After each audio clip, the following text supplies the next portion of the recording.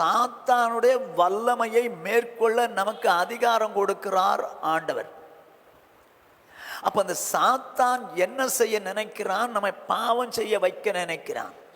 அவனுடைய வல்லமை மேற்கொள்ள தேவன் நமக்கு அதிகாரம் கொடுத்திருக்கிறார். நான் பாவம் செய்ய மாட்டேன் அப்படிங்கிற ஒரு வைராக்கியம் வேணுங்க. அந்த வைராக்கியம் வேணும். அவன் ஏன் பாவம் செஞ்சான்? சூழ்நிலை பாவம் செஞ்சான். பரிசுத்தவான்கள் ஏன் பாவம் செய்றாங்க? சூழ்நிலை பாவம் செய்றாங்க. அப்ப அவனுக்கு நமக்கு என்ன வித்தியாசம்? ஒரு வித்தியாசம் இல்லையே. இன்றைக்கு நிறைய பேர் பாவம் செஞ்சுட்டு சாத்தான் இப்படி பண்ணிட்டான் பிரதர், சாத்தான் பண்ணவே முடியாது. நீங்க இடம் கொடுத்தீங்கன்னா உள்ள வந்துடும். உள்ள வந்தப்பறம் நீங்க தான் செய்றீங்க. ஒரு பாவத்தை சாத்தானால் செய்ய வைக்க முடியாது. தூண்ட தான் செய்வான். தூண்டும் போது அவனை நீங்க பிசாசுக்கு இடம் கொடுக்காம இருந்தீங்கன்னா அவன் போயிடுவான். உங்களால பாவம் செய்ய முடியாது. ஆனால் இடம் கொடுத்தீங்கன்னா உள்ள வந்துடுவான். உள்ள வந்தவரை பாவம் செஞ்சு.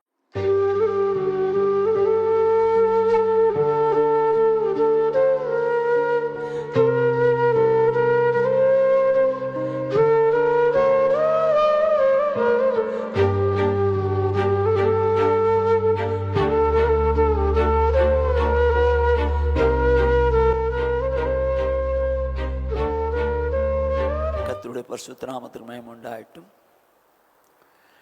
கண்களை மூடி கர்த்தரை நோக்கி பார்ப்போம்.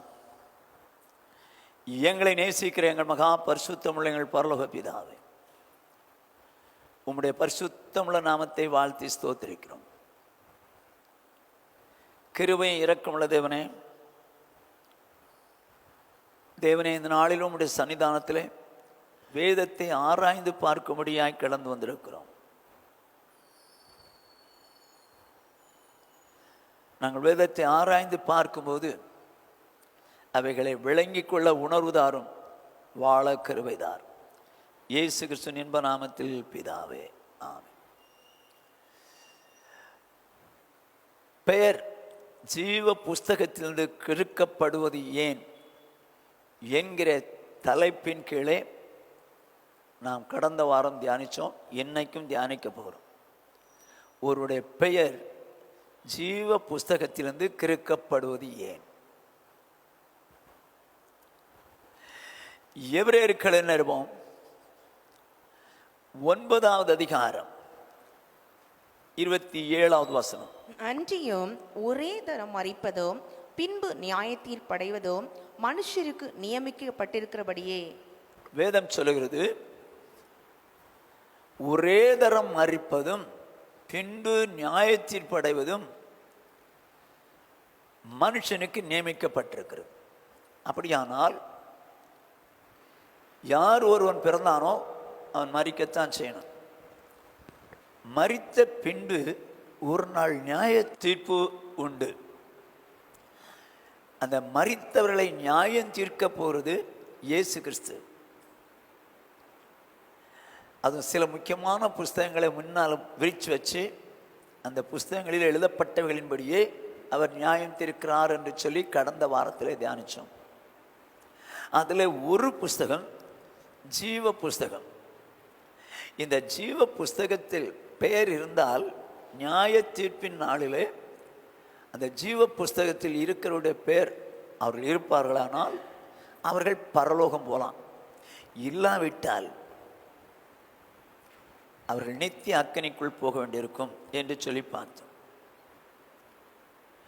ஆனால் இந்த உலகத்திலே அவர் நீதி உள்ள நியாயாதிபதி. தேவனுடைய வீட்டிலே நியாய தீர்ப்பு தொடங்கும் காலமாக இருக்கிறது.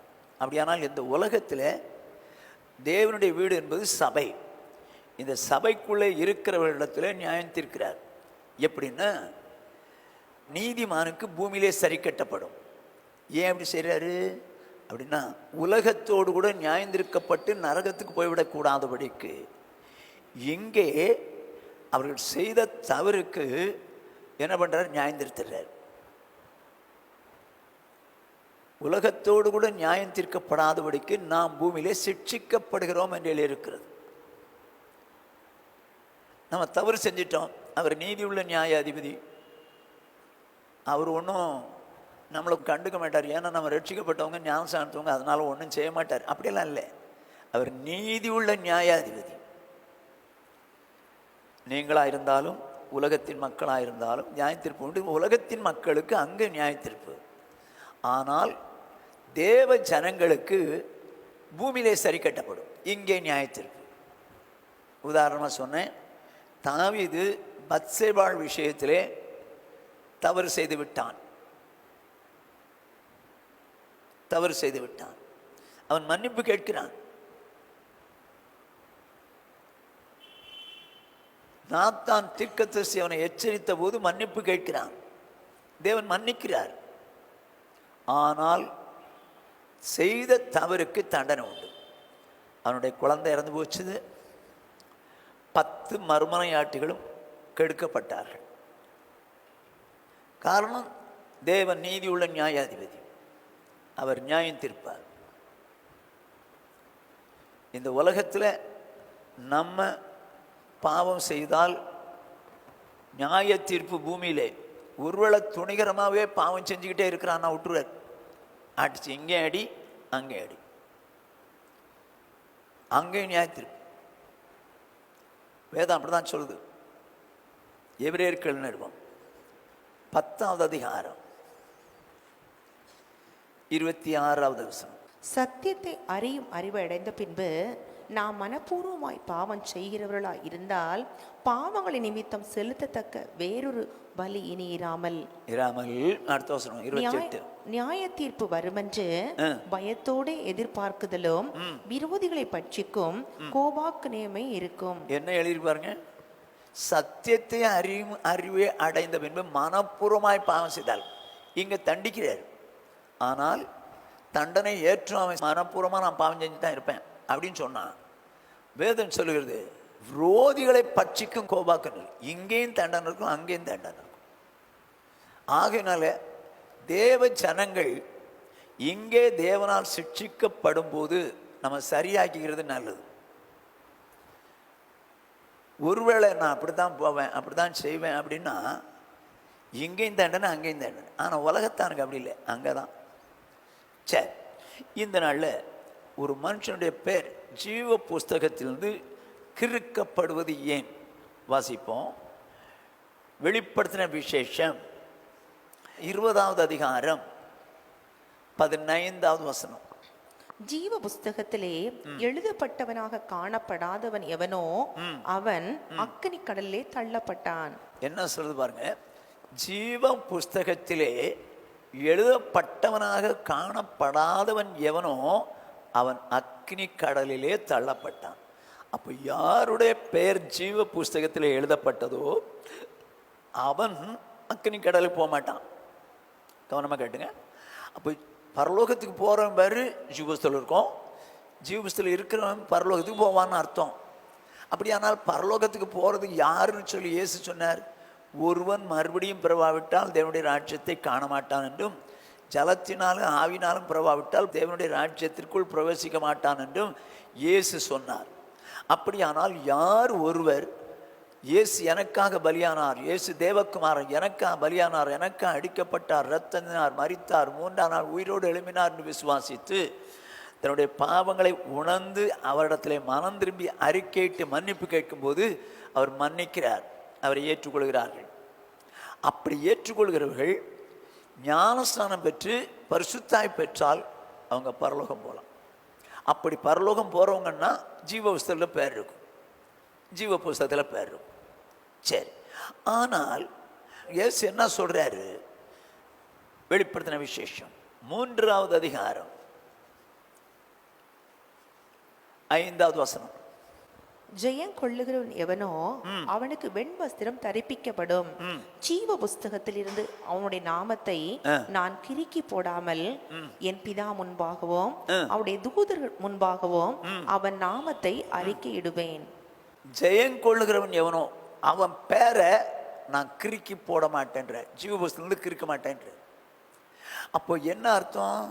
யாராவது ஜெயம் கொள்ளாத பட்சத்தில் ஜீவபுஸ்தகத்தில் பேர் இருக்கத்தான் செய்யுது. ரட்சிக்கப்பட்ட ஞானஸ்நானத்தை பரிசுத்தாய் பெற்றவங்க அவர்கள் ஜீவபுஸ்தகத்தில் பேர் இருக்கும் பட்சத்தில் அவர்கள் ஜெய ஜீவியம் ஜீவிக்காவிட்டால், ஒரு ஜெய வாழ்க்கை வாழாவிட்டால் அவர்கள் பெயர் கிறுக்கப்படும். அவர்கள் பெயர் கிறுக்கப்படும். ஆண்டோடைய வார்த்தை என்ன சொல்றது? வெளிப்படுத்தின விசேஷம் 12வது அதிகாரம் 11வது வசனம். மரணம் நேரிடுறதா இருந்தாலும், மரணம் நேரிடுகிறதா இருந்தாலும் அதற்கு தப்பும்படி தங்கள் ஜீவனையும் பாராமல் ஆட்டுக்குட்டியின் இரத்தத்தினாலும் தங்கள் சாட்சியின் வசனத்தினாலும் அவனை ஜெயித்தார்கள். அவனை ஜெயித்தார்கள். மரணம் நேரிடுகிறதா இருந்தாலும் ஆட்டுக்குட்டியின் இரத்தத்தினாலும் சாட்சியின் வசனத்தினாலும் அவனை யார? சாத்தானை ஜெயித்த. அப்போ சாத்தான் தான் அந்த ஜீவ புஸ்தகத்திலிருந்து பேர் எடுக்கத்தக்கதா, கிறுக்கத்தக்கதான அளவு, கிறுக்கி போடத்தக்கதான அளவுக்கு நம்ம வாழ்க்கையை மாத்திரம்.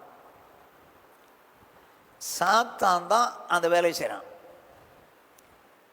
ஆனால் கவனமாக கேட்டுங்க, சாத்தான் எந்த விதத்தில் அவன் ஜீவ புஸ்தகத்திலிருந்து பேர் கிறுக்கப்படத்தக்கதான ஒரு சூழ்நிலை உண்டாக்குறான். எந்த விதத்திலே? ஏன்னா அவனை ஜெயிச்சாகணும்.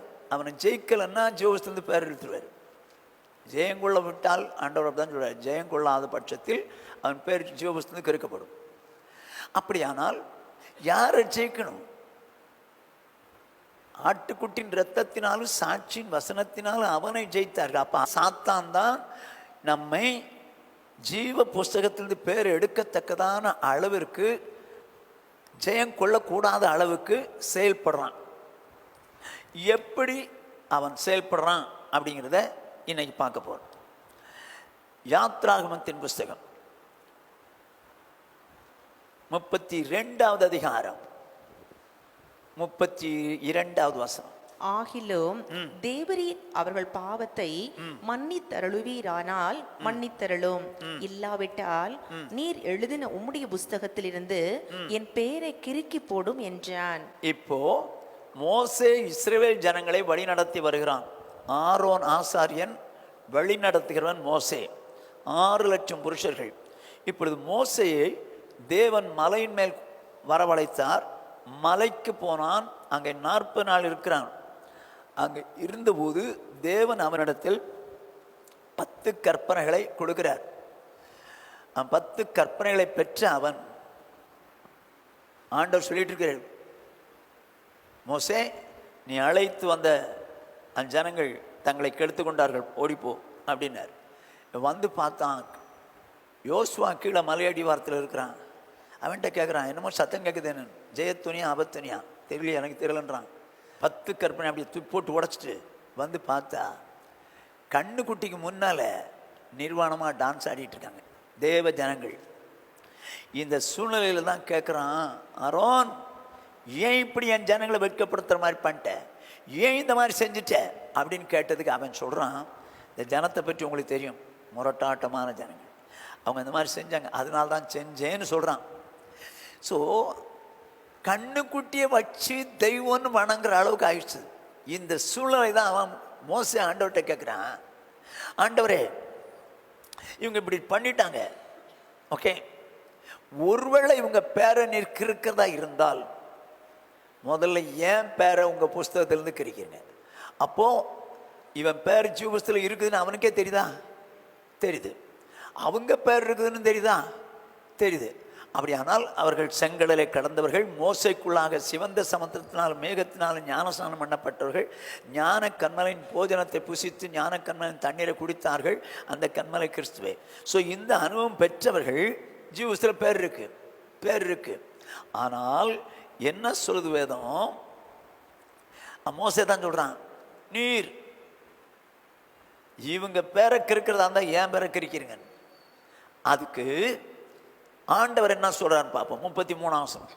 அப்பொழுது கர்த்தர் மோசையை நோக்கி, எனக்கு விரோதமாய் பாவம் செய்தவன் எவனோ அவன் பெயரை என் புஸ்தகத்திலிருந்து கிறுக்கி போடுவேன். என்ன சொல்றாரு?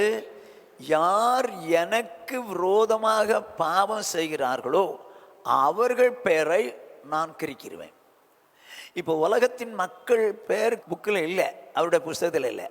அப்போ அவருடைய புஸ்தகத்தில் இருக்கக்கூடிய மக்கள் யார் துணிஞ்சு பாவம் செய்வார்களோ அவர்களுடைய பேரை கிரிக்கிருவேன்றார். அப்படியானால் இந்த சாத்தான் என்ன வழி பண்றான்? இவங்களை பாவம் செய்ய வச்சிடணுங்க. இவங்கள பாவம் செய்ய வச்சிடணும், அவங்க பேரை கிரிக்கணும். இன்றைக்கும் சாத்தான் எவனை விழுங்கலாமோ என்று வகை தேடி சுற்றி திரிகிறான். பாவம் செய்ய வச்சு பேரை கிரிக்கணும் அப்படின்றான். ஆனால் நம்ம ஜெயிச்சாகணும், சாத்தான ஜெயிச்சாகணும். இயேசு என்ன சொல்றாரு? லூக்காளுன சுவிசேஷம் 10வது அதிகாரம் 19வது வசனம். இதோ சர்ப்பங்களையும் தேள்களையும் மிதிக்கவும் சத்துருடைய சகல வல்லமையை மேற்கொள்ளவும் உங்களுக்கு அதிகாரம் கொடுக்கிறேன், உங்களை சேதப்படுத்த மாட்டாது. என்ன சொல்றது? சர்ப்பங்களை எடுக்கவும் தேள்களை மிதிக்கவும் சத்துருடைய சகல வல்லமையும் மேற்கொள்ளவும் உங்களுக்கு அதிகாரம் கொடுக்கிறேன். அப்போ சாத்தானுடைய வல்லமையை மேற்கொள்ள நமக்கு அதிகாரம் கொடுக்கிறார் ஆண்டவர். அப்ப அந்த சாத்தான் என்ன செய்ய நினைக்கிறான்? நம்மை பாவம் செய்ய வைக்க நினைக்கிறான். அவனுடைய வல்லமையை மேற்கொள்ள தேவன் நமக்கு அதிகாரம் கொடுத்திருக்கிறார். நான் உதாரணமாக சொல்லுவேனானால், ஜெமினி பிரிட்ஜ் இருக்குது, மேம்பாலம். அது கீழே ஒரு டிராஃபிக் சிக்னல் இருக்குது, ஒரு சிக்னல் இருக்குது. இப்போ ஒரு போலீஸ்காரர் மிகவும் வியாதிப்பட்டு ஒரு 6 மாதம் அளவும் மெடிக்கல் லீவில் இருந்தவர்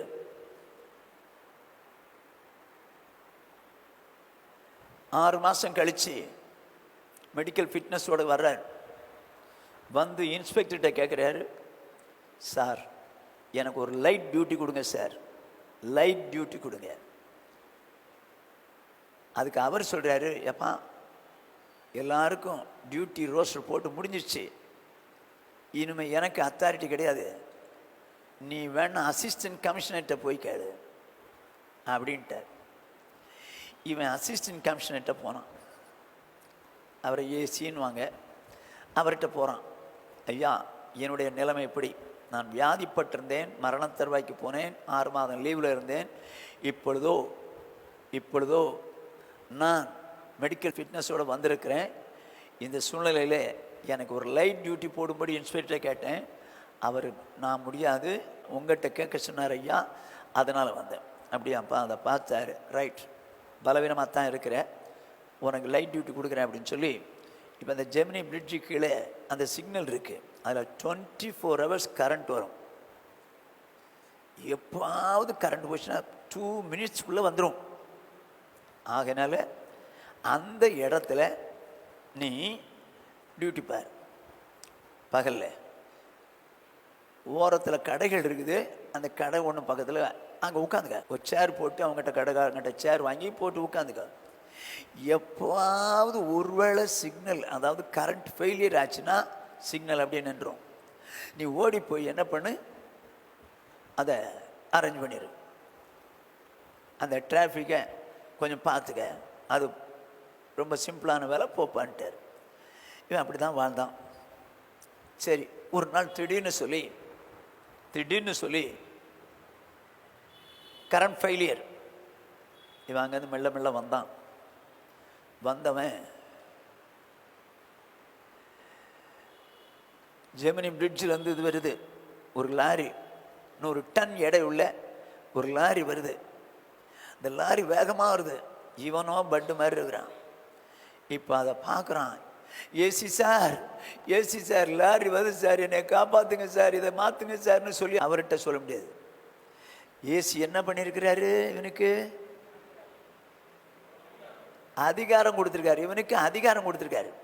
இப்போ இந்த அதிகாரத்தில் இவன் என்ன பண்ணணும்? கையில் ஒரு தட்டு இருக்கும், ஸ்டாப்னு ஒரு தட்டு இருக்கும். அதை பிடிச்சி அங்கேருந்து ஜெமினி பிரிட்ஜில் வருது. இவன் என்ன பண்ணுறான்? ஸ்டாப் வச்சுட்டு இங்கே உள்ளதை அப்படியே இந்த பக்கம் பாம் க்ரோவுக்கு அனுப்புறதுக்கு வண்டி அனுப்புகிறான். அங்கேருந்து வந்த லாரி கட்டான்னு சொல்லி அங்கேயே நின்றுச்சுது. இதுக்கு காரணம் என்ன? இந்த போலீஸ்காரர் அசிஸ்டன்ட் கமிஷனர் ஏசி கொடுத்ததை அந்த அத்தாரிட்டியை யூஸ் பண்ணார், அவ்வளோதான். அந்த நேரத்தில் ஏசி சார் வேகமாக சார், எனக்கு என்ன பண்ணணும்னு தெரியல சார், காப்பாற்றுங்க sir. No, assistant commissioner AC அவனுக்கு அத்தாரிட்டி கொடுத்தார். அப்படி போலவே இயேசு நமக்கு சாத்தானை மேற்கொள்ள அதிகாரம் கொடுத்திருக்கிறார். இரத்தத்தினாலும் சாட்சியின் வசனத்தினாலும் ஜெயிக்கணும். இப்போ பாருங்க, இப்போ உங்களுக்கு பாவத்துக்கு மேலே நீங்கள் வெற்றி அடையணும்னு நினச்சிங்கன்னா நீங்கள் என்ன செய்யலாம்? ஃபர்ஸ்ட் பாயிண்ட், நான் தியானிச்ச வரைக்கும் எனக்கு பாவம் செய்ய விருப்பம் இல்லை, நான் பாவம் செய்ய மாட்டேன் நிற்கணும். சூழல் வந்து பாவம் செஞ்சேன்னா அவனுக்கு நமக்கு வித்தியாசம் இல்லைங்க. நான் பாவம் செய்ய மாட்டேன் அப்படிங்கிற ஒரு வைராக்கியம் வேணுங்க. அந்த வைராக்கியம் வேணும். அவன் ஏன் பாவம் செஞ்சான்? சூழ்நிலை பாவம் செஞ்சான். பரிசுத்தவான்கள் ஏன் பாவம் செய்கிறாங்க? சூழ்நிலை பாவம் செய்கிறாங்க. அப்போ அவனுக்கு நமக்கு என்ன வித்தியாசம்? ஒரு வித்தியாசம் இல்லையே. சாத்தானால் பாவம் செய்ய வைக்கப்பட்டு பேர் கிறுக்கப்படுமானால், ஜீவ புஸ்தகத்தில் பேர் கிறுக்கப்படுமானால் நரகத்துக்கு போகணும். இப்போ நான் பாவம் செய்ய மாட்டேன் என்கிற ஒரு குறிக்கோள் இருக்கணும். First point. ரெண்டாவது, இந்த பிசாசுக்கு பாவம் செய்ய வைக்கிற வல்லமை கிடையாது, பாவம் செய்ய வைக்கிற வல்லமை கிடையாது. ஆனால் பாவம் செய்கிறதுக்கு தூண்டுவான், அவ்வளோதான் செய்ய முடியும். அவனால் பாவம் செய்ய வைக்க முடியாது, பாவம் செய்ய தூண்டுவான். நான் உதாரணமாக சொல்கிறேன். யோவான் எழுதின சுவிசேஷம் 13வது அதிகாரம் 2வது வசனம். சீமோனின் குமாரனாகிய யூதாஸ் காரியோத்து அவரை காட்டிக் கொடுக்கும்படி பிசாசானவன் அவன் இருதயத்தை தூண்டின பின்பு அவர்கள் போஜனம் பண்ணி கொண்டிருக்கையில், பிசாசானவன் அவனுடைய இருதயத்தை தூண்டின பின்பு, அவரை காட்டிக் கொடுக்கும்படி இருதயத்தை தூண்டினான். கவனமாக கேட்டுங்க, இருதயத்தை தூண்டதான் செய்ய முடியும், அவனால் பாவம் செய்ய வைக்க முடியாது. தூண்டும் போது அதுக்கு மேலே ஸ்டெப் நம்ம தான். அவன் தூண்டும் போது முடியாதுன்னா நீங்கள் பாவம் செய்ய மாட்டீங்க. ஆனால் அவன் அப்படி பண்ணிட்டான் பிரதர், இப்படி பண்ணிட்டான் பிரதர்னு சொல்லி உங்களையே நீங்கள் ஏமாத்துக்காதீங்க. ஏதேன் தோட்டத்தில் நன்மை தீமை அறியத்தக்க விருட்சத்தின் கனியை புசியாதே அப்படின்னு சொல்லி ஆதாம்கிட்ட சொன்னார். அது ஏவாளுக்கும் தெரிஞ்சது. சாத்தான் பார்த்தான், ஏதேனும் கனியை புசிக்க வேண்டாம் என்று சொன்னதுண்டோ, இந்த கனியை புசிச்சுப்பார், நீ தேவனை மாதிரி மாறிடுவ, உன் கண்ணு திறக்கப்படும். தூண்டத்தான் செய்யறான், தூண்டதான் செஞ்சான். ஆனால் செயல்பட்டது யாரு? ஏவாள். செயல்பட்டது ஏவாள். அருமையான சௌர்ணே சௌரியே, சாத்தான் பாவம் செய்வதற்கு தூண்டதான் செய்வான். ஆனால் செயல்படுறதோ செயல்படாமல் இருக்கிறதோ நம்ம கையில் தான் இருக்கு, நம்ம கையில் தான் இருக்கு. சரி, இப்போ பிசாசு தூண்டுறான். இப்போ பாவம் செய்யாமல் இருக்கணும், என்ன செய்யலாம்? வேதம் என்ன சொல்லுதுன்னா, 1 யோவான் 3வது அதிகாரம் 9வது வசனம். தேவனால் பிறந்த எவனோ பாவம் செய்யான், ஏனெனில் அவருடைய வித்து அவனுக்குள் தரித்திருக்கிறது. அவன் தேவனால் பிறந்தபடியினால் பாவம் செய்ய மாட்டான். என்ன சொல்றாரு? தேவனால் பிறந்தவன் பாவம் செய்யான், செய்ய மாட்டான். ஏன் செய்ய மாட்டானா? அவருடைய வித்து அவனுக்குள் இருக்கிறது, ஆகையினால் பாவம் செய்ய மாட்டான். அது என்ன அவருடைய வித்து? 1 பேதுருவின் புஸ்தகம் 1வது அதிகாரம் 23வது வசனம். அழிவுள்ள வித்தினாலே அல்ல, என்றென்றைக்கும் நிற்கிறதும் ஜீவன் உள்ளதுமான தேவ வசனமாகிய அழிவில்லாத வித்தினாலே மறுபடியும் ஜெனிப்பிக்கப்பட்டிருக்கிறீர்களே. அப்ப வித்துனா என்ன? தேவனுடைய வசனம், தேவனுடைய வசனம். தேவனால் பிறந்தவன் பாவம் செய்ய மாட்டான். ஏன் பாவம் செய்ய மாட்டான்? அவருடைய வசனம் அவனுக்குள் இருக்கிறது, ஆகையினால அவன் பாவம் செய்ய மாட்டான். நிறைய வசனம் தான் நமக்கு தெரியுமே, ஆனால் பாவம் செய்யுமே. 1 யோவான் 5வது அதிகாரம் 18வது வசனம். தேவனால் பிறந்த எவனோ பாவம் செய்யான் என்று அறிந்திருக்கிறோம். தேவனால் பிறந்தவன் தன்னை காக்கிறான், பொல்லாங்கன் அவனை தொடான். கர்த்தருக்கு மகிமை உண்டாகட்டும். வேதம் சொல்லு, தேவனால் பிறந்தவன் பாவம் செய்ய மாட்டான். ஏன் செய்ய மாட்டான்? அவன் தன்னை காக்கிறான். அவன் தான் காக்கிறான். பொல்லாங்கனால் அவனால் தொட முடியாது. பொல்லாங்கனால் அவனை தொட முடியாது. சாத்தானால் தொட முடியாது. பாவம் செய்ய வைக்க முடியாது. அப்போ இவன் காக்கிறது எப்படி? இப்போ ஒருத்தர் கையில் பட்டர்ஃப்ளை வச்சிருக்கிறாரு.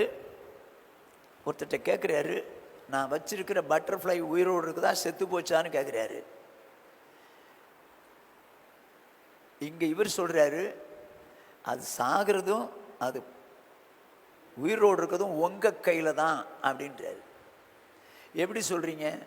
நான் உயிரோடு இருக்குதுன்னா நசிக்கிறீங்க, செத்து போச்சுருவீங்க.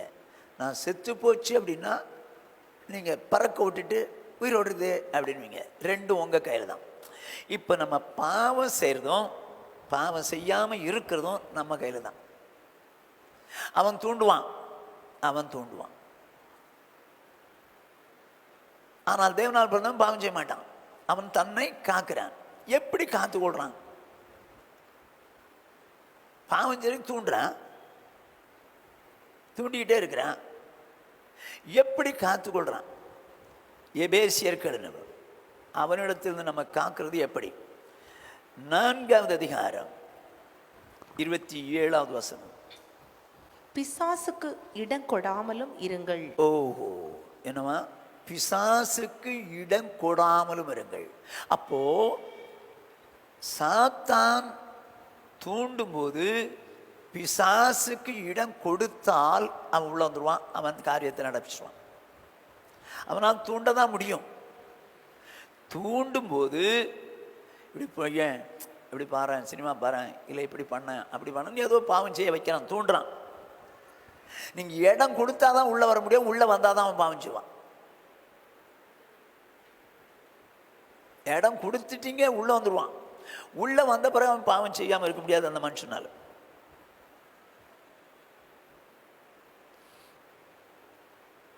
இப்போ நமக்கு தெரிஞ்ச சம்பவம், ஆண்டவர் சிஷ்யரோடு கூட போஜனம் பண்ணுறார். அப்போ யூதாஸ் காரியத்தை என்ன பண்ணுறான்? அவரை காட்டி கொடுக்கும்படி சாத்தான் அவனுடைய இதயத்தை தூண்டுகிறான். தூண்ட தான் செய்கிறான். இப்போ அவன் இடம் கொடுக்கக்கூடாது. வேதம் என்ன சொல்லுதுன்னு பாருங்க.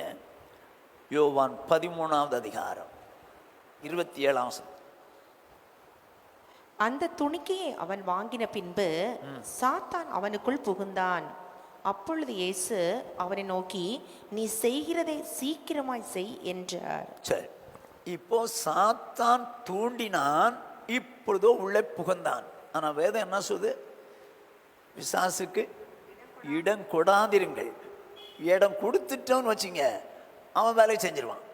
உள்ள இடம் கொடுத்துட்டோம், அவன் வேலையை செஞ்சிருவான். இன்றைக்கு நிறைய பேர் பாவம் செஞ்சிரு, சாத்தான் இப்படி பண்ணிட்டான் பிரதர், சாத்தான் பண்ணவே முடியாது. நீங்கள் இடம் கொடுத்தீங்கன்னா உள்ளே வந்துடுவோம். உள்ளே வந்தப்பறம் நீங்கள் தான் செய்றீங்க. ஒரு பாவத்தை சாத்தானால் செய்ய வைக்க முடியாது, தூண்ட தான் செய்வான். தூண்டும் போது அவனை நீங்கள் பிசாசுக்கு இடம் கொடுக்காம இருந்தீங்கன்னா அவன் போயிடுவான். உங்களால் பாவம் செய்ய முடியாது. ஆனால் இடம் கொடுத்தீங்கன்னா உள்ளே வந்துடுவான். உள்ளே வந்தவரை பாவம் செஞ்சுடுவான். யூதாஸ் காரியத்தை தூண்டத்தான் செய்தான். சொன்னது 2ஆம் வசனத்தில் தூண்டுனான்னு இருக்கு. உள்ளே புகுந்தது 27வது வசனத்தில். அப்படின்னா எவ்வளவு நேரம்? சாப்பிட்றதுக்கு ஒரு 10 நிமிஷம் வச்சுங்க எல்லாரும். அப்புறம் 5 நிமிஷம் ட்ரெஸ் சேஞ்ச் பண்ணுறாரு ஆண்டவர், தண்ணி எடுத்து வச்சுட்டு. அப்புறம் 25 நிமிஷம் காலை கழுவி துடைக்கிறாரு. 12 பேரை துடைக்கணும். ஸோ 25 நிமிஷம். அதுக்கப்புறம் ஒரு 10 நிமிஷம் உட்காந்து பேசுகிறாரு. மொத்தம் எவ்வளோ நேரம் ஆச்சுன்றீங்க? 50 நிமிஷம். 50 நிமிஷம் நடக்குது. இது வரைக்கும் சாத்தான் தூண்டிக்கிட்டு இருக்கும்போது அவனுக்கு இடம் கொடுக்கக்கூடாதுன்னு நினைக்கல. அவன் இது வரைக்கும் தூண்டும் போதும் அமைதியாக இருக்கிறான். இப்போ உள்ளே பூந்துட்டான். உள்ளே பூந்த பிறகு இயேசுவை காட்டி கொடுக்கறதுக்கு வெளியே போயிட்டான். அருமையான சௌரியே, சாத்தானால் பாவம் செய்ய வைக்க முடியாது. அவன் உங்களை தூண்டத்தான் முடியும், இடம் கொடுத்தாத்தான் உள்ள வருவான். ஆனால் வேதம் என்ன சொல்லுகிறது? யாக்கோபு நிருபம்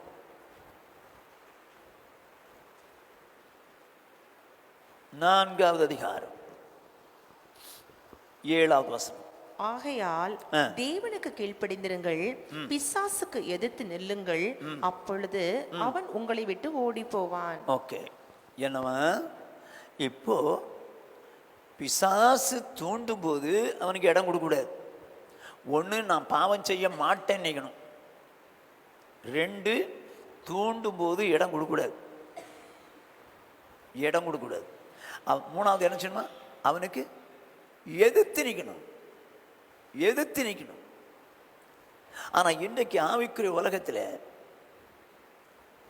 பிசாசு தூண்டும் போதே இடம் கொடுக்கறதுனால தான் நான் உள்ள வந்து கிரியை செஞ்சிடறான். உங்களுக்கு தெரிஞ்ச வசனங்கள் அப்போஸ்தலர் நடபடிகளின் புஸ்தகம்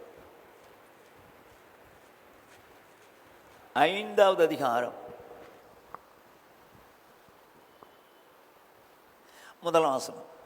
அனனியா என்னும் பெயருள்ள ஒருவனும் அவனுடைய மனைவியாகிய சப்பிராளும் தங்கள் காணி ஆட்சியை விற்றார்கள். என்னவா, இப்போ முதல் சபை ஸ்டார்ட் எருசலேமில். அப்போ எல்லாரும் என்ன பண்ணுறாங்க? தங்களுடைய காணியாட்சிகளை விற்று, தங்களுடைய ஆஸ்திகளை விற்று அப்போஸ்தலருடைய பாதத்தில் வைக்கிறாங்க. அதில் அனனியா சப்பிராள்னு ஒரு கணவன் மனைவி, அவங்களும் என்ன பண்ணுறாங்க? எல்லாரும் விற்கிறாங்க, கொண்டு வைக்கிறாங்க அப்படிங்கிறது புரிஞ்சிச்சு. இப்போ அவங்க வித்துட்டாங்க, காணியாட்சியை விற்று விட்டார்கள். விற்று பாதத்தில் வைக்கணுங்கிறது அவங்க நோக்கம். ஆனால் விற்ற பிறகு இந்த சாத்தான் என்ன பண்ணியிருக்கிறான் பாருங்க. அடுத்த 2 வசனம். தன் மனைவி அறிய அவன் கிரயத்திலே ஒரு பங்கை வஞ்சித்து வைத்து ஒரு பங்கு வந்து அப்போஸ்தலருடைய பாதத்திலே வைத்தான். பேதுரு அவனை நோக்கி, அனனியாவே, நிலத்தின் கிரயத்தில் ஒரு பங்கை வஞ்சித்து வைத்து பரிசுத்த ஆவினிடத்தில் பொய் சொல்லும்படி சாத்தான் உன் இருதயத்தை நிரப்பினது என்ன? இப்ப இவன் ஏன் பொய் சொன்னான்? டேரா பொய் சொல்றான். அதாவது பொய்யை விரும்பி அதன்படி செய்கிறவர்கள் புறம்பே இருப்பார்கள். டேரா பொய் சொல்றான். ஏன் பொய் சொன்னான்? சாத்தான் உன் இருதயத்தை நிரப்பினது. அப்ப சாத்தான் உள்ள வர்றதுக்கு இவன் தான் பெர்மிட் பண்ணிருக்கான். வித்தாச்சு, ஆஸ்தியை வித்தாச்சு. இப்ப தூண்டுறான் சாத்தான். எப்பா, ஆஸ்தி உங்கையில் இருக்கும்போதாவது உங்களுக்கு ஏதாவது பிழைப்பு இருக்கும். இப்ப அதையும் கொண்டு போய் கொடுத்துட்டீங்கன்னு வச்சுங்களேன், சப்போஸ் இதை வச்சுட்டு அவனுக்கு போயிட்டானுங்க, நீங்க நடு ரோட்டில் தான் நிற்கணும். அதனால கொஞ்சம் எடுத்து வச்சுக்கேன், கொஞ்சம் எடுத்து வச்சுக்கேன் அப்படின்னு சொல்லி சாத்தான் தூண்டுகிறான். இதுக்கு ஜாடிக்கேத்த மூடி போல அவன் சொன்னதுக்கு அவளும் ஓகேன்றா. மாமா அப்படி செய்யாதீங்க அப்படின்னு சொல்லக்கூடாது. அவளும் சரி அப்படின்றா. அவன் என்ன சொல்றான்? பேதுரு, பரிசுத்தாவிடத்தில் பொய் சொல்லும்படி சாத்தான் உன் இருதயத்தை நிரப்பினது என்ன? அப்ப சாத்தான் உள்ள போய் நிறைஞ்ச பிறகுதான் டேரா போய் சொல்றான். அப்ப சாத்தானுக்கு இடம் கொடுத்துட்டான். முதல்ல தூண்டதான் செஞ்சிருப்பான். ஏய், எல்லாம் கொடுக்குறாங்க, நீங்க கொடுத்தா எப்படி, கொஞ்சம் எடுத்துக்க. அந்த நேரத்தில் முடியாது அப்படின்னு சொல்லி வேதத்தின்படி அவன் எதிர்த்து நின்னான்னா உள்ள வந்திருக்க முடியாது, உள்ள வந்திருக்க முடியாது. ஆனால் தூண்டும் போது இடம் கொடுத்தனால அதுதான் பேதுரு அழகா சொல்றார். கர்த்தருடைய பரிசுத்தாவிடத்தில் பொய் சொல்லும்படி சாத்தான் உன் இருதயத்தை நிரப்பினது என்ன? இவன் இடம் கொடுத்தா தானங்க உள்ள வந்துட்டான். இடம் கொடுக்கலாம் வந்திருக்க மாட்டானே. அப்ப சாத்தானுக்கு யார் இடம் கொடுக்கிறார்களோ அவங்க தாங்க பாவம் செய்வாங்க. அது பொய்யா இருக்கட்டும், திருட்டா இருக்கட்டும், விபச்சாரமா இருக்கட்டும், சினிமாவா இருக்கட்டும், என்னமா பாவம் செய்யறான். எடுத்தோன்னா பாவம் செய்ய முடியாது அவங்களால.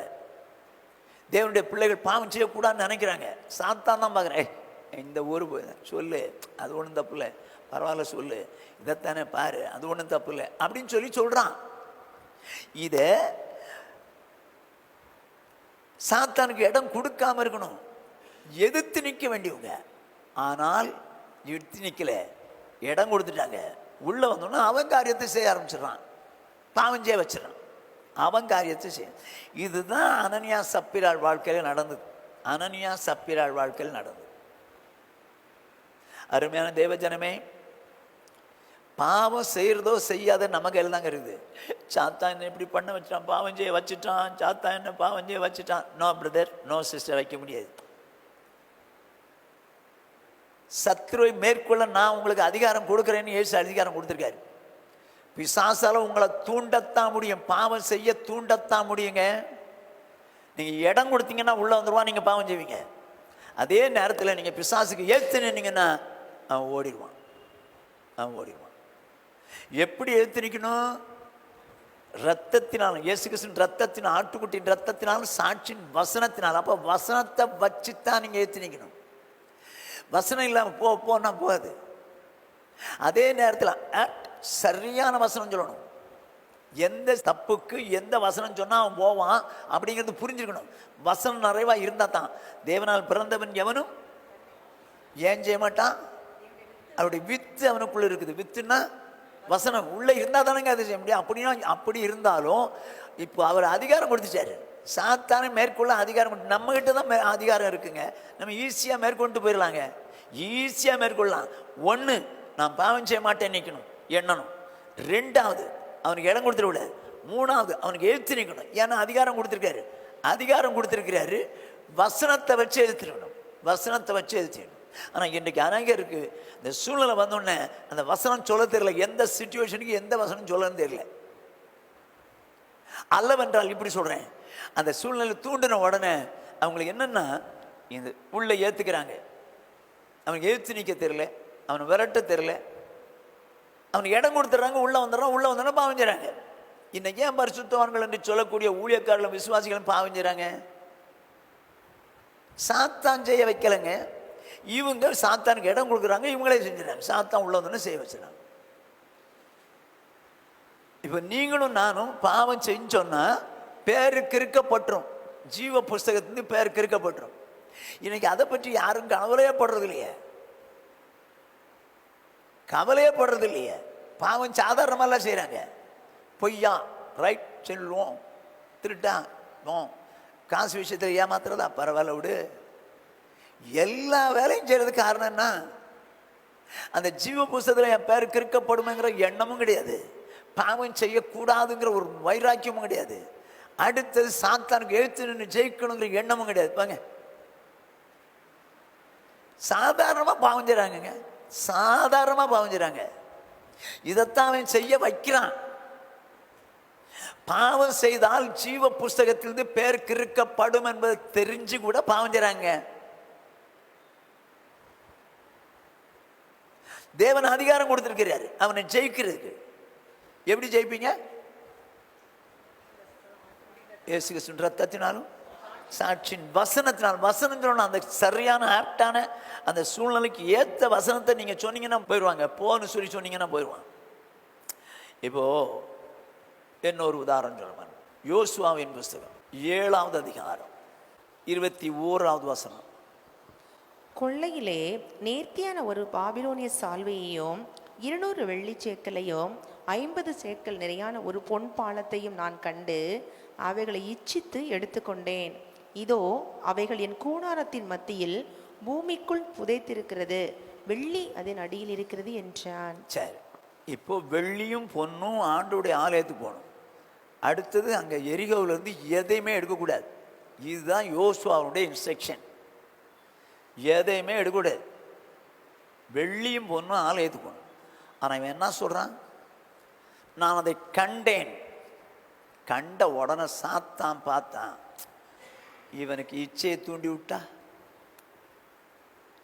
இந்த பொருளுக்கு மேலே, பாபிலோனிய சால்வைக்கு மேலேயும் இந்த பொண்ணுக்கு மேலேயும் வெள்ளிக்கு மேலேயும் இச்சையை தூண்டி விட்டா. அவன் தூண்டதான் செஞ்சான். இவன் என்ன சொல்றான்? கண்டேன், இச்சித்தேன், எடுத்துக்கொண்டேன். முடிஞ்சு போச்சா? பாவம் செஞ்சுட்டானா? கண்டது தப்பு இல்லை, அவன் தூண்டும் போது இச்சிக்கிறான், இடம் கொடுத்துட்டான், இச்சையில மாட்டிட்டான்.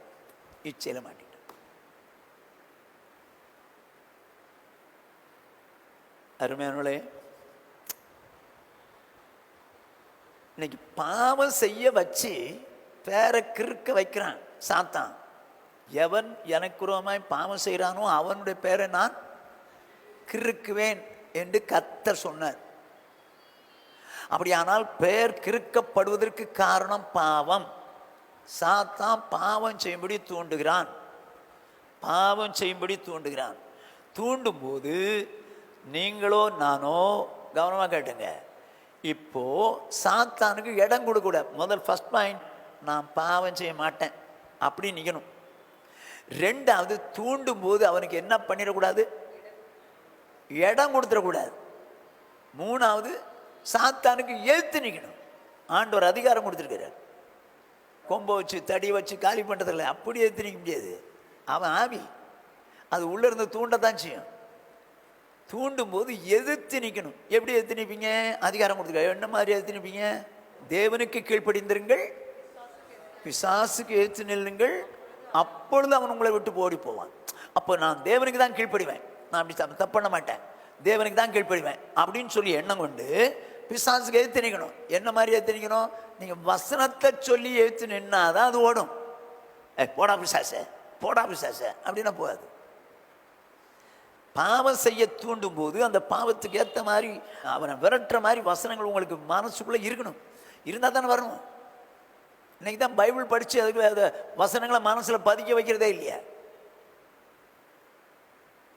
சங்கீதக்காரன் சொல்லுவான், நான் உமக்குறமாய் பாவம் செய்யாதபடிக்கு உன்னுடைய வார்த்தையை என் இருதயத்தில் வைத்தேன். அப்போ இந்த வசனம் தாங்க காப்பாற்றும். நீங்கள் பைபிள் படிக்கிறீங்களே, எதுக்கு படிக்கிறீங்க? எனக்கு நிறைய தெரியும் அதுக்கு படிக்கிறீங்க, இல்லைன்னா ஆசீர்வாதமாக இருக்க படிக்கிறீங்க. ஐயோ இதுக்கு படித்து என்ன பண்ண படித்தேன்? அந்த வசனங்களை நம்ம மனசில் வச்சிருக்கணும். அது அந்த நேரத்தில் எந்த வசனத்தை சொன்னால் ஓடுவான்னு உங்களுக்கு தெரியணும். இப்போ நான் உதாரணமாக சொல்கிறேன். ஒருத்தர் பணத்தை பாக்கெட்டில் இருந்து கைக்குட்டை எடுக்கும்போது பணம் கீழே போடுறாரு. அவர் போகிறாரு, பணம் கீழே விழுந்துருது. இங்கேருந்து சாத்தான் தூண்டுறான் ஒரு விசுவாசிட்ட, ஏய் பத்தியா பணம் போட்டுக்கா, பத்தியா 2 நாள் பட்னியாக இருந்தல, எடுத்துக்கோன்னு தூண்டுறான். இப்போது எந்த வசனத்தை சொல்லி எதிர்த்துன்னா ஓடுவான்?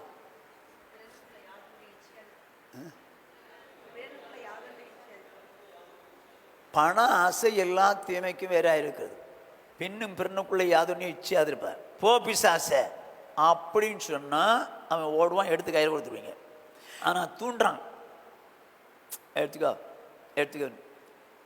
இப்போ உங்களுக்கு வசனம் தெரியல, என்ன பண்ணுவீங்க? உங்களால் காப்பாற்ற முடியாது. அட சும்மா நீ ஒன்று பிசாசு எடுத்துக்க, உனக்கு தான் போட்டிருக்காரு, எடுத்துக்கோ. அப்படியே சொல்கிற? சரி போ எடுத்துக்கோ. இல்லை எப்படி சொல்கிறேன்? இப்போ பணம் போட்டு கிடக்குது. இப்போ நீங்கள் வசனம் சொல்லணும், போ பிசாசு, என்ன அப்படி சொல்கிறேன்? போயசுக்கு நாமத்தால பெண்ணை இச்சோடு பார்த்த வச்சாருன்னு சொல்லி போடா. இந்த இடத்துல அந்த வசனம் சொல்கிற இடம் இல்லை. இந்த இடத்துல அந்த வசனம் சொன்னீங்கன்னா இங்கே ஓடாது. எந்த இடத்துல எந்த வசனம் சொல்லணும்னு சொல்லி உங்களுக்கு தெரியணும். நமக்கு தான் வசனமே இல்லையா, அப்புறம் உள்ள எப்படி? உலகத்தில் சொல்லுவாங்க சட்டியில் இருந்தால் பேர் வரும். வசனமே உள்ள இல்லையே, அப்புறம் எப்படி நீங்கள் ஜெயிப்பீங்க? சரி, நான் அப்படி கேட்குறேன், எதுக்குங்க பைபிள் படிக்கிறீங்க? சரி விடுங்க, தெரியாமல் படிச்சிட்டோம், என்னமோ படிக்க மாட்டோம். அது எங்க இந்த வசனத்தினால அவரை ஜெயிக்க முடியுங்கிறதுக்காக ஆண்டவர் வசனம் தந்திருக்கிறாருங்க. இந்த வசனத்தை வச்சுத்தான் அவனை ஜெயிக்க முடியும். நீங்க சும்மா போனா போகாது. அவர் அதிகாரம் கொடுத்திருக்கிறார் நமக்கு, சத்துருவை மேற்கொள்ள நமக்கு அதிகாரம் கொடுத்திருக்கிறார். அதை சரியா நீங்க யூஸ் பண்ண தெரியணும். எல்லாருக்கும் தெரிஞ்ச சம்பவம். இயேசு கிறிஸ்துவ முதல் முறை சாத்தான் என்ன பண்ணுறான், 3 சோதனை கொண்டு வரான் ஊழியத்துக்கு வரும் முன்னால. 3 சோதனை. ஒன்று, அவன் என்ன சொல்கிறான், நீ தேவனுடைய குமாரனையானால் இந்த கல்லுகளை அப்பமாக்கும். இவர் பசியாக இருக்கிறாருன்னு தெரிஞ்சுக்கிச்சு அவனுக்கு. தூண்டுறான் பாருங்க, இந்த கல்லுகளை அப்பமாக்கிங்களேன், நீங்கள் தேவகுமாரன் தானே, அப்பமாக்கிங்களேன். அவர் நினச்சா செய்ய முடியுமா முடியாதா?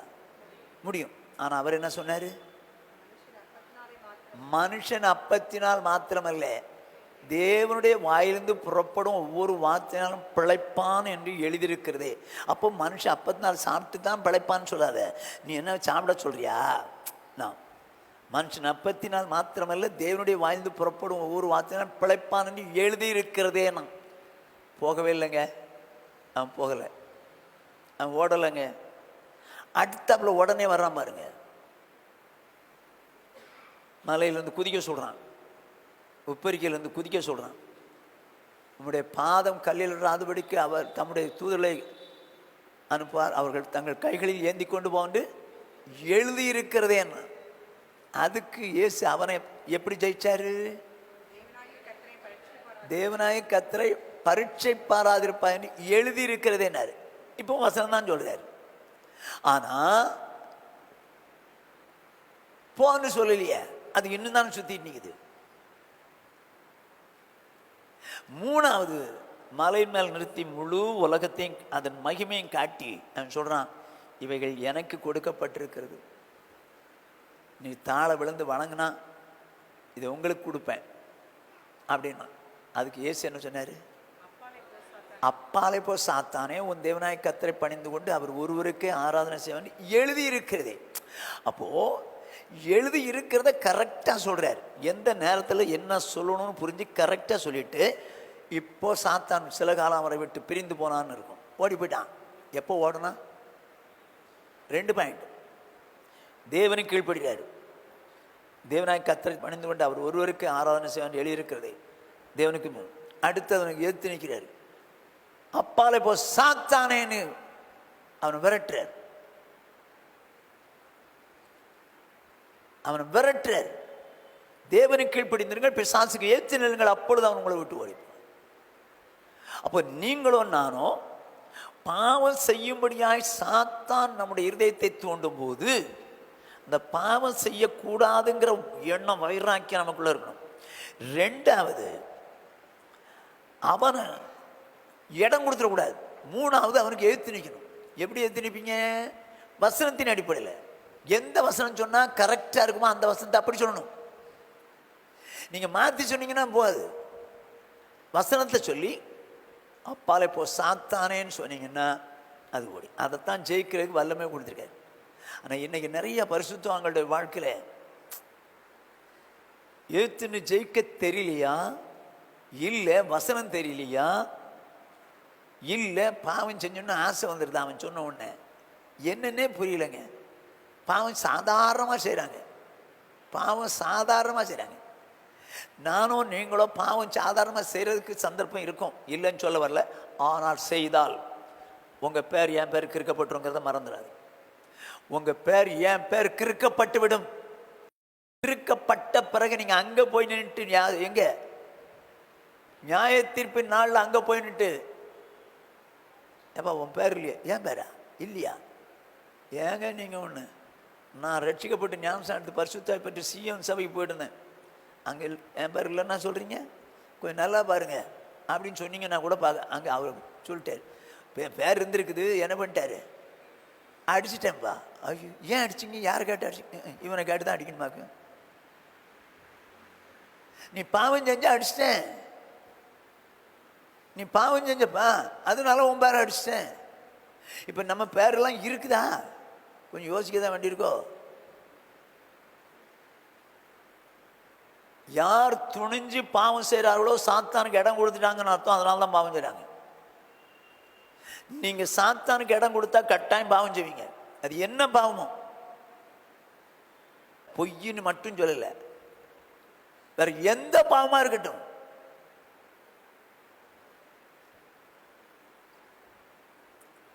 தாவீது அதனால தான் அழகா சொன்னான். சங்கீதம் 19 12 13. தன் பிள்ளைகளை உணர்ந்தவன் யார்? மறைவான குற்றங்களுக்கு என்னை நீங்களாக்கும், துணிகரமான பாவங்களுக்கு உமது அடியேனை விலக்கி காரும். அவைகள் என்னை ஆண்டு கொள்ள ஒட்டாதிரும். அப்பொழுது நான் உத்தமனாகி பெரும் பாதகத்துக்கு நீங்களா இருப்பேன். பெரும் பாதகத்துக்கு அப்படின்னா பெரும் பிரச்சனைக்கு நான் நீங்களாம். எப்போன்னு சொல்லுங்க. இந்த பாருங்க, எந்த மனுஷன் பிழைய உணர்றானோ அவன் ரகசியமாக பாவம் செய்ய மாட்டான். பிழைய உணரலைன்னா ரகசியமாக செய்வான். ரகசியமாக செய்கிற காரியத்தை உணரலை அப்படின்னா ஒரு நாள் துணிஞ்சிருவான். பெரும் பாதகம், அடிக்கப்பட்டுரும், பேரே அடிக்கப்பட்டுரும். சின்ன பிழையா இருக்கும்போதே திருந்திக்கணும். அது பார்வையில் ஒரு பிழையா அப்படின்னு சொல்லி இச்சோல் பார்த்தா தப்பு. இது பிறனுக்குரியது எடுக்கூடாது. அப்படின்னு அந்த பிழையா இருக்கும்போதே, எண்ணம் வரும்போதே அடிச்சு காலி பண்ணிடணும். இடம் கொடுத்துடக்கூடாது. தாவீது உப்பரிக்கிலிருந்து பார்த்துட்டான். ஒரு பெண்ணு குளிச்சுட்டு இருந்தா. ஏதோ பிழை, பார்த்தது பிழை. ஆனால் இந்த பிழைய அவன் உணர்றதுனால தான் ரகசியமாக அவளை கூட்டிகிட்டு போயிட்டு தவறு செஞ்சிட்டான். அடுத்தாப்புல அவன் கர்ப்பவதியான துணிஞ்சிட்டான். புருஷனே கொன்னுட்டான். ஏன் இந்த துணிச்சல்? இந்த பிழைய உணராதனால ரகசியமா செஞ்சான். ரகசியமா செஞ்ச பிறகு வர வழியில் துணிஞ்சிட்டான். அருமையானவர்களே, தூண்டும் போதே சாத்தான் உங்க எண்ணத்துல இப்படி செய், இப்படி பார், இப்படி நட, இப்படி பேசு அப்படின்னு சொல்லி உங்க எண்ணத்துல தூண்டும் போதே நீங்க அவனுக்கு இடம் கொடுக்காம, அவனுக்கு ஆண்டவர் நமக்கு தந்திருக்கிற அதிகாரத்தின்படி அவனுக்கு இடம் கொடுக்காம எழுத்து நின்றும். எப்படி? வசனத்தை வச்சு, தேவனால் பிறந்தவன் எவனும் பாவம் செய்யான் என்று அறிந்திருக்கிறோம். ஏன்? தேவனுடைய வித்து அவனுக்குள் தரித்திருக்கிறது. அதனால அவன் பாவம் செய்ய மாட்டான், தன்னை காக்குறான். அப்ப தேவ வசனம் நமக்குள்ள இருக்கணும். நான்லாம் இந்த வாலிப நாட்கள் ரட்சிக்கப்பட்ட பூசலையும் சரி, ஊழியத்துக்கு வந்த பூசலையும் சரி, வசனங்களை எழுதி பஸ்ஸில் போகும்போது எழுதி வச்சு மனப்பாடம் பண்ணிகிட்டே போவேன். பஸ்ஸில் உட்காந்துருந்தாலும் சரி, நின்றுட்டு இருந்தாலும் சரி, வசனத்தை படிச்சுக்கிட்டே இருப்பேன். சில நேரங்களில் பாக்கெட் டைரி வச்சுருப்பேன், அதில் எழுதி வச்சுருப்பேன். வசனமாக எழுதி வச்சு வேணும் போலாம் படிச்சுக்கிட்டே இருப்பேன்.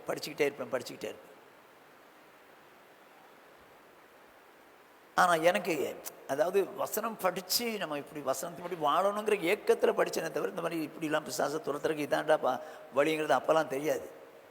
ஆனால் அந்த நேரத்தில் அந்த வசனம் வரும்போது அவனை ஜெயிக்கிறதுக்கு ரொம்ப ஈஸியாக இருக்குது. வசனமே இல்லைன்னு வச்சுங்க, என்ன பண்ணுவீங்க? இப்போ சும்மா உதாரணமாக சொல்கிறேனே, என்ன செய்யலாம்? உங்களை ஒரு அவிசுவாசி விசுவாசி கல்யாணத்துக்கு உங்களை கூப்பிடுறாங்க. உங்களுக்கு வசனம் தெரியுமே, என்ன வசனம்?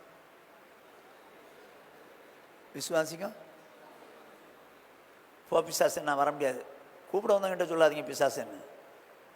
அவன்கிட்ட இல்லை, சாத்தான் தூண்டுறான், அவங்க மூலம் தூண்டுறான், நான் வர முடியாதுன்னு சொல்லுங்க. ஆனால் உங்களுக்கு இந்த வசனத்துக்கு இப்போ என்ன செய்யன்னு தெரில, என்ன செய்யலாம்? இருக்கு, எங்கள் பாஸ்டர்கிட்ட கேட்குறேன், அதுக்குள்ளே அவன் சாத்தான் பார்ப்பான். ஐப்பட உன்ன மாதிரி எத்தனை பேர் பண்ணுறாங்க, நீ என்ன வரமாட்டேன்ற அப்படின்னு சொல்லி கூட்டிகிட்டு போடுவான். அந்த நேரத்தில் கரெக்டாக நமக்கு வசனம் வரணுங்க. நமக்கு அதிகாரம் தந்திருக்கு. அவன் சாத்தாங்க ஒரு ஆவி ஓடி போயிடுவான். அது ஒன்றும் பிரச்சனை இல்லை, அது ஓடுற பிசாசு. இன்னைக்கு பிசாசை பார்த்து தான் நம்ம பயப்படுற மாதிரி, ஐயோ என்னை இப்படி பண்ணிட்டானே, என்னை அப்படி பண்ணிட்டானேன்னு சொல்லி இப்படியே நம்ம வாழ்க்கையை பாவம் செய்ய வச்சிட்டேன்.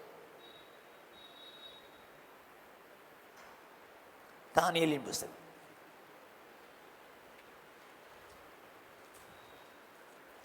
3வது அதிகாரம் 14வது வசனத்திலிருந்து 18 வரைக்கும். நேபுகாத் நேச்சார் அவர்களை நோக்கி, ஷாத்ராக் மேஷாக் ஆபேத்நேகோ என்பவர்களே, நீங்கள் என் தேவர்களுக்கு ஆராதனை செய்யாமலும் நான் நிறுத்தின பொற்சிலையை பணிந்து கொள்ளாமலும் இருந்தது மெய்தானா? இப்போதும் எக்காளம், நாகசுரம், கிண்ணரம், வீணை, சுரமண்டலம், தம்புரு முதலான சகலவித கீத வாத்தியங்களின் சத்தத்தையும் நீங்கள் கேட்கும்போது தாழ விழுந்து நான் பண்ணி வைத்த சிலையை பணிந்து கொள்ள ஆயத்தமா இருந்தால் நல்லது. நல்லது. என்ன சொல்றான் இப்ப? சாத்தான் யார் மூலம் சொல்றான்? மேல் அதிகாரி ராஜா சொல்றாரு, அவன் மூலம் தூண்டுறான் சாத்தான். நான் நிறுத்திருக்கிற பொற்சிலையை வணங்கினா நல்லது, இல்லாவிட்டால் பணிந்து கொள்ளாதிருந்தீர்களே ஆகில் அந்நேரமே எரிகிற அக்கினி சூளையின் நடுவிலே போடப்படுவீர்கள். உங்களை என் கைக்கு தப்புவிக்க போகிற தேவன் யார் என்றான். இப்போ சாத்தான் இவன் மூலம் தூண்டுறாங்க, இந்த விக்கிரக ஆராதனை செய்ய சொல்லி தூண்டுறான். ஆனா இவர்களோ யூதர்கள், 10 கற்பனையின்படி வாழ்ந்தவர்கள். 10 கற்பனையில என்ன எண்ணி வேறே தேவர்கள் உனக்கு உண்டாயிருக்க வேண்டாம், அவளை உண்டாக்க வேண்டாம், நமஸ்கரிக்க வேண்டாம்னு இருக்கு. ஆகையினால அவங்களுக்கு தெரியும் நம்ம தப்பு செய்யக்கூடாதுன்னு சொல்லிட்டு. அதுக்கு அவங்க என்ன சொல்றாங்க பாருங்க. சாத்ராக் மேஷாக் ஆபேத்நேகோ என்பவர்கள் ராஜாவை நோக்கி, நேபுகாத் நேச்சாரே, இந்த காரியத்தை குறித்து உமக்கு உத்தரவு சொல்ல எங்களுக்கு அவசியம் இல்லை. நாங்கள் ஆராதிக்கிற எங்கள் தேவன் எங்களை தப்புவிக்க வல்லவராயிருக்கிறார். அவர் எரிகிற அக்கினி சூளைக்கும் ராஜாவாகிய உம்முடைய கைக்கும் நீங்களாக்கி விடுவிப்பார். விடுவிக்காமற் போனாலும் நாங்கள் உம்முடைய தேவர்களுக்கு ஆராதனை செய்வதும் இல்லை, நீர் நிறுத்தின பொற்சிலையை பணிந்து கொள்வதும் இல்லை. ஏன் இந்த மாதிரி சொன்னாங்க? அவன் எதிர்த்து நின்ட்டாங்க ராஜாங்க, அவன் மூலம் தூண்டுறான். ஏன் சொன்னாங்க இப்படி? ஏங்க, விக்கிரக ஆராதனை தவறுங்கிறது அவங்களுக்கு தெரியும். தேவன் எங்களை விடுவித்தாலும் சரி விடுவிக்காவிட்டாலும் சரி நீங்க சொன்ன மாதிரி வணங்க முடியாதியா, எதிர்த்து நின்ட்டாங்க. தேவன் அதிகாரம் கொடுத்திருக்கிறார், எழுத்து நின்ட்டாங்க. இப்ப அந்த அக்கினி சூளை அவங்கள ஒண்ணுமே செய்ய முடியலையே, தூண்டத்தான் செய்ய முடியுங்க. சாத்தானால நம்மளை பாவம் செய்ய வைக்க முடியாது. பாவம் செய்யறது நம்ம கையில தான் இருக்கு. நம்ம பாவம் செய்யலாம், செய்யாமலும் இருக்கலாம். தூண்டும் போதே நீங்க வசனத்தை வச்சு எழுத்துட்டீங்கன்னு வச்சுங்க, அதுக்கு தான் அதிகாரம் கொடுத்தாரு. சாத்தான எழுத்து நிற்கிறதுக்கு அதிகாரம் கொடுத்துருக்காரு. வசனத்தை வச்சு எழுத்துரு அப்படின்னு சொன்னா அந்த வசனத்தை வச்சு எழுத்துக்கும் போது அவன் ஓடி போயிடுவாங்க. இன்னொரு சம்பவத்தை சொல்றேன், தெரிஞ்ச சம்பவம் தான். ஆதியாகமம் 39வது அதிகாரம்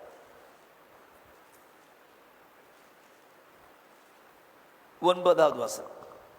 இந்த வீட்டிலே என்னிலும் பெரியவன் இல்லை. இப்போ போத்திபாரின் மனைவி யோசேப்பை பாவம் செய்யும்படி தூண்டுகிறாள். சாத்தான் அவள் மூலம் தூண்டுகிறான். சந்தர்ப்பம் சாதாரணமாக இருக்கிறது, ரொம்ப ஈஸியா பாவம் செஞ்சுட்டு போயிடலாம். ஆனால் இவனோ தேவனுக்கு பயப்படுறவன். என்ன சொல்லி நிறுத்தி நிற்கிறான் பாருங்க.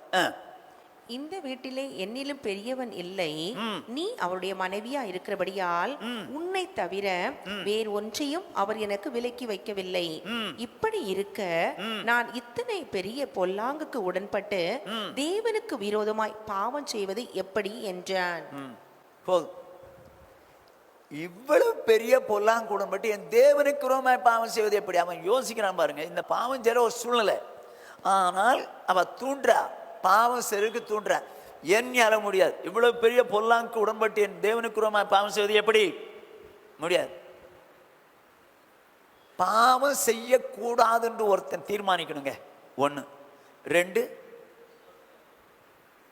பாவத்துக்கு இடம் கொடுத்துடக்கூடாது, சாத்தானுக்கு இடம் கொடுத்துடக்கூடாது. 3, சாத்தானுக்கு எழுத்து நின்றணும். இந்த மாதிரி நம்ம வாழ்க்கை வாழ்ந்தா நம்மளை பாவம் செய்ய வைக்கவே முடியாதுங்க. பாவம் செய்ய வைக்கவே முடியாது. சாத்தான் அவங்கள தூண்டுறானா எழுத்து நின்னாதான் ஓடுவான்.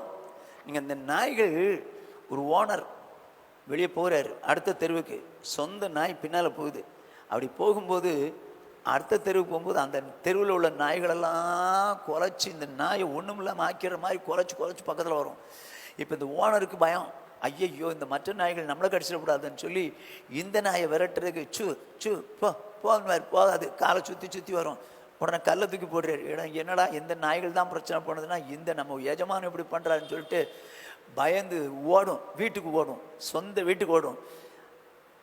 அது சொல்லுவாங்க 4 கால் பாய்ச்சல் 8 கால் பாய்ச்சல். இந்த 8 கால் பாய்ச்சலில் ஓடுது, மற்றதெல்லாம் ஓடி வருது ஒரு 10 நாய். அப்படி தான் ஏரியா வந்த உடனே அப்படியே திரும்ப பாருங்க, அப்படியே திரும்பி விழணும். அது 10 ஓடி போயிடும், 10 ஓடி போயிடும். ஆனால் பயந்து பயந்து ஓடி ஓட அந்த 10 நாயும் விரட்டிட்டு தான் வரும். அது மாதிரி நீங்கள் இதெல்லாம் நம்மளால முடியாது நான் உங்களை விரட்டிக்கிட்டே இருப்பான், உங்களை கட்டாயம் பாவம் செய்ய வச்சுருவான்.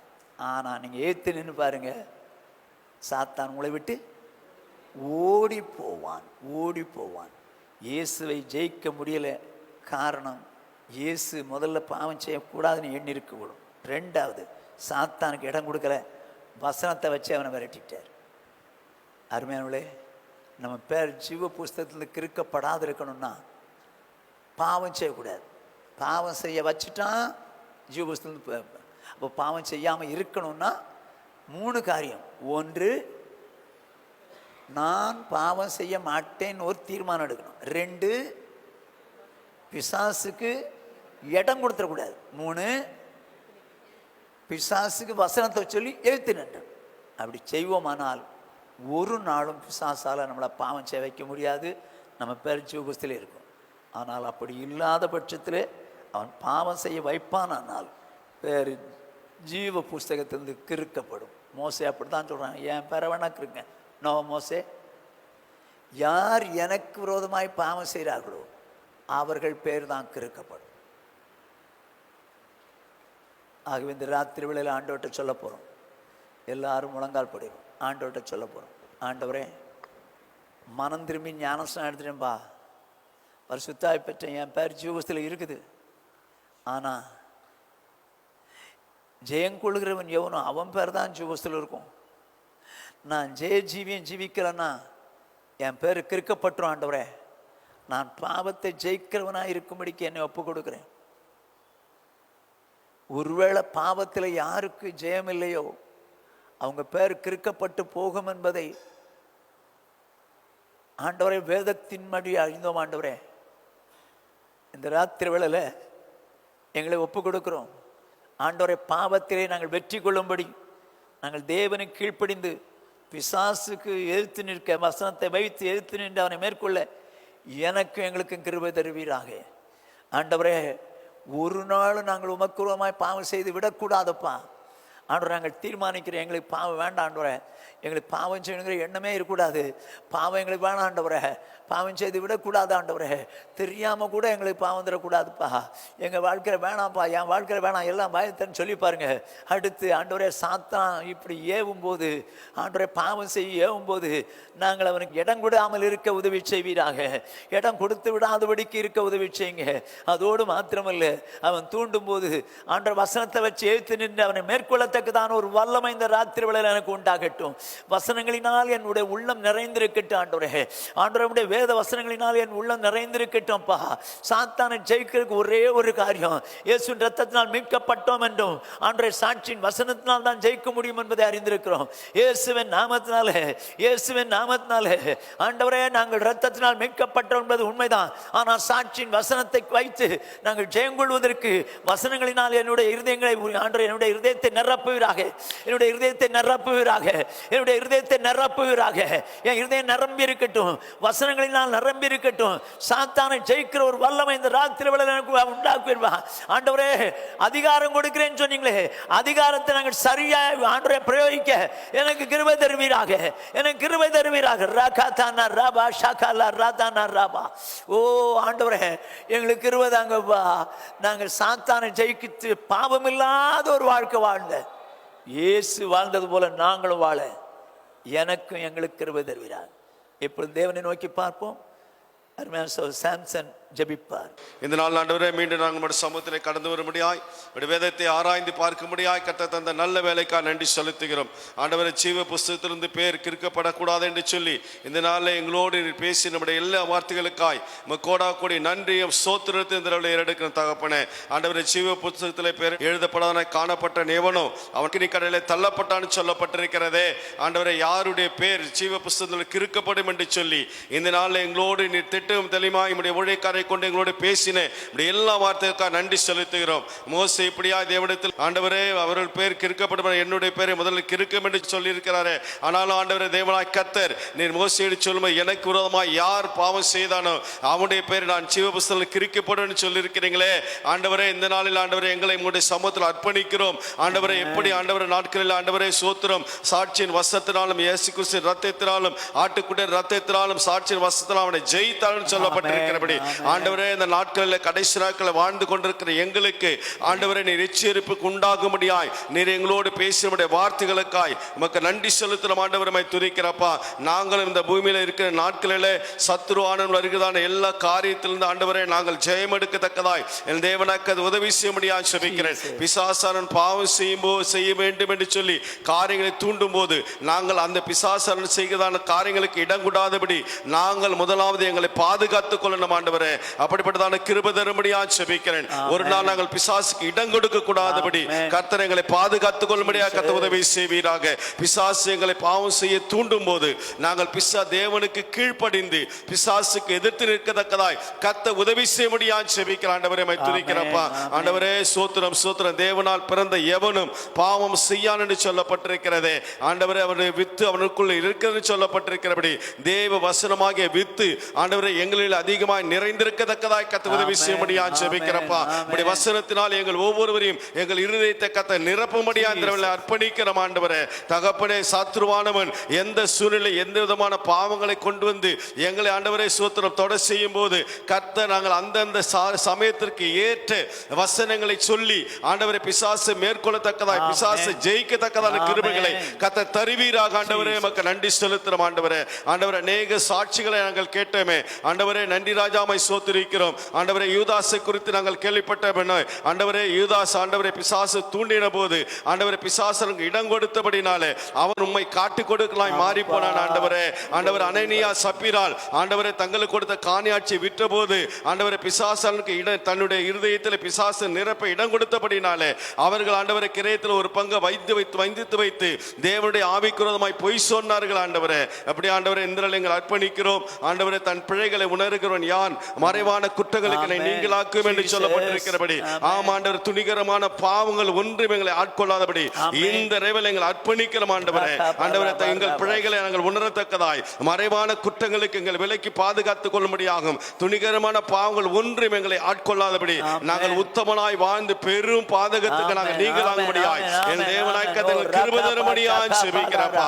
ஆண்டவரே ஒரு நாள் சத்துருவானவன் ஆண்டவரே உலகத்தின் காரியங்களை கொண்டு வந்து எங்களை வஞ்சிக்காதபடி நாங்கள் ஆண்டவர் உமக்கு கீழ்ப்படிந்து சத்துருவான வருகிற எல்லா காரியங்களையும் மேற்கொள்ளத்தக்கதான கிருபை தரும்படியாய் ஜெபிக்கிறப்பா. சாத்ராக்கு மேஷாக்கு அப்படியே மேற்கொண்டார்களே ஆண்டவர் அப்படியே நாங்கள் மேற்கொள்ளணுமே. யோசேப்பு பாவத்தை மேற்கொண்டான என் தேவனுக்கு விரோதமாய் பாவம் செய்வது எப்படி என்று சொல்லி ஆண்டவரே யோசேப்பு பாவத்துக்கு எதிர்த்து நின்றானே அப்படியே பிசாசானுக்கு எதிர்த்து நின்றான். அப்படியே நாங்கள் எதிர்த்து நிற்க என் தேவனுக்கு உதவி செய்வீராக. என் தேவனுக்கு நம்முடைய குமாரனாகிய இயேசு கிறிஸ்து எந்த நாளில் வந்தாலும் அப்படியே நாங்கள் அவரை தரிசிக்க எங்களுக்கு சபையாருக்கும் ஆண்டவரை கிருபை தரும்படியா அந்த அர்ப்பணித்து ஜெபிக்கிறோம். கேட்ட ஒவ்வொரு வசனப்படிகள் நடத்துங்க. முடிவில் நம்முடைய மகிமையை சந்திக்க கர்த்தர் உதவி செய்வீராக. முற்றிலுமாய் தாழ்த்து அர்ப்பணிக்கிறோம். எல்லா துதிக்கான மகிமை புகழ்ச்சி அனைத்து வெகு ஜாக்கிரதை ஒருவருக்கு செலுத்துகிறேன். மீட்பரச்சரமான இயேசு நாமத்தில் ஜெபிக்கிறேன் எங்கள் ஜீவனில் உள்ள நல்ல பிதாவே ஆமென். என் ஆத்துமாவே கர்த்தரை ஸ்தோத்திரம். என் முழுவதுமே அவருடைய பரிசுத்த நாமத்தை ஸ்தோத்திரம். என் ஆத்மாவே கர்த்தரை ஸ்தோத்திரம். அவர் செய்த சகல உபகாரங்களை மறவாதே. ஆமென். நம்முடைய கர்த்தராகிய இயேசு கிறிஸ்துவினுடைய கிருபையும் பிதாவாகிய தேவனுடைய அன்பும் பரிசுத்த ஆவியானுடைய ஐக்கியமும் அந்யோன்யமும் ஆறுதலும் சமாதானமும் இன்றும் என்றும் நம்மனவரோடும் உலகிலுள்ள சகல பரிசுத்தங்களோடு காப்பதாக. ஹல்லேலூயா, ஹல்லேலூயா, ஹல்லேலூயா.